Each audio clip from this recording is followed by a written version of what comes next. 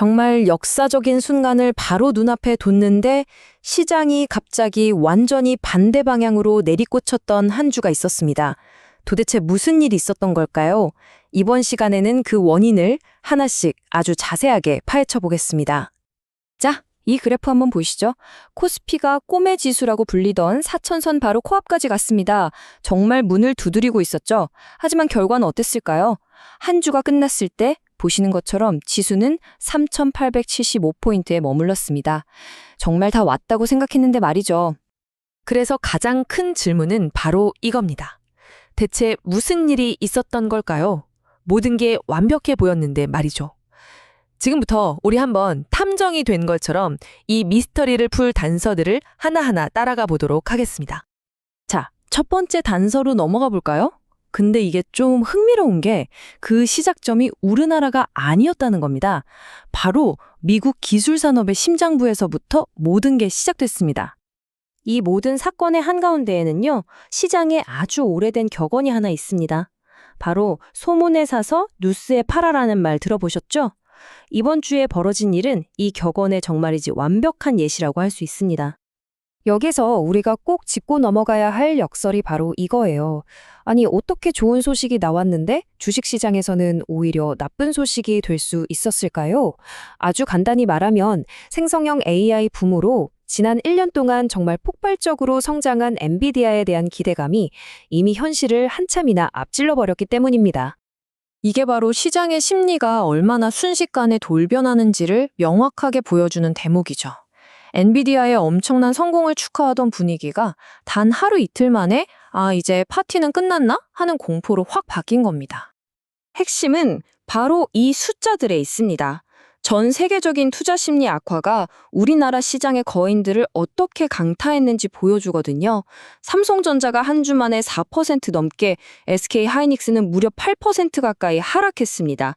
정말 어마어마한 매도세가 이 두 기업에 집중됐던 거죠. 엔비디아 쇼크가 기폭제 역할을 한 건 분명합니다.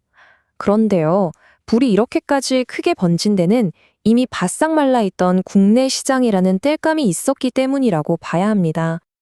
AI에 대한 걱정만으로도 머리가 아픈데 국내에서는 바로 이 숫자가 경제에 경고등을 켰습니다. 생산자 물가지수, 이게 뭐냐면요, 기업들이 물건을 만들 때 드는 비용인데 이게 오른다는 건 결국 우리가 사는 물건값, 즉 소비자 물가도 따라 오를 가능성이 크다는 신호거든요.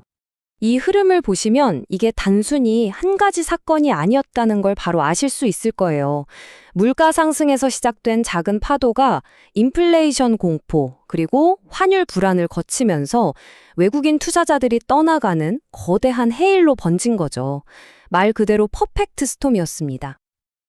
그리고 이 차트는 그 폭풍의 영향이 어땠는지를 아주 명확하게 보여줍니다. AI와 직접적으로 관련된 반도체 섹터가 가장 큰 타격을 입는 동안에요. 일부 방어적인 성격을 가진 섹터들은 비교적 이 폭풍을 잘 견뎌냈다는 걸 알 수 있죠. 하지만 말이죠, 이 모든 혼란 속에서 사실은 매우 중요한 긍정적인 신호가 하나 있었는데 이게 완전히 묻혀버렸습니다. 시장의 단기적인 공포심이 얼마나 강력했는지를 보여주는 대목이라고 할 수 있겠네요. 시장이 온통 혼란에 빠져 있는 바로 그 순간, 장기적인 관점에서 봤을 때 굉장히 의미 있는 정책 변화가 발표되었습니다. 바로 우리나라가 탈석탄 동맹에 가입했다는 소식이었죠.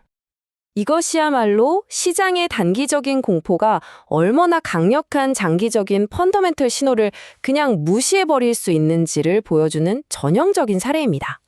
장기적으로는 엄청난 호재인데도 단기적인 악재에 그냥 완전히 묻혀버린 거죠.